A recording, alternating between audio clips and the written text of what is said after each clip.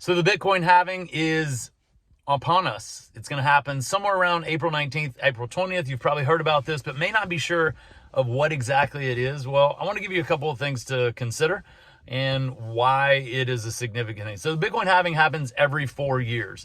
There are 21 million Bitcoin that will ever be in existence, 19.6 million of which have already been created. So there's only about 1.4 million left. Of those 1.4 million that are left, it'll take about another 100 years to get to that. So the decline curve on that was pretty steep as you get towards the end here.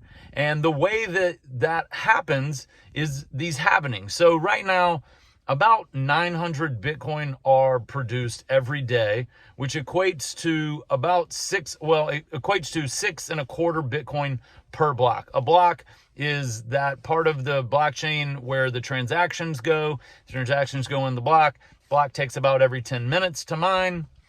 And every 4 years, it gets more difficult to mine those blocks, meaning that the same amount of computers gets you less Bitcoin after a halving. So it goes from 6.25 Bitcoin per block to 3 1/8 Bitcoin per block, or about 450 Bitcoin per day during this next 4-year cycle. Then 4 years from now, it'll go down to 225 Bitcoin per day. And that's what makes this scarcity a reality, is because it's programmatic. It's in the code. We cannot print any more Bitcoin. You can't put more computers on the network to get more Bitcoin out, because that is where these difficulty adjustments come in to keep that from happening.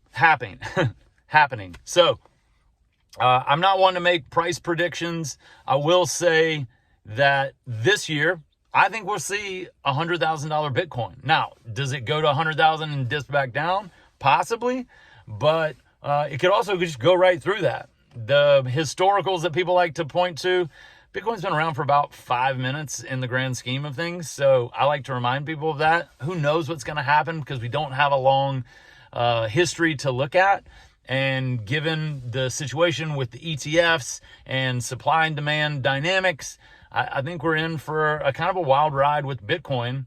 But this halving that you'll be hearing more and more about, especially as you get up to it, that the media is discussing, this is how it works, is by that decrease in Bitcoin that is produced each day. And that's in the name of keeping that scarcity a reality.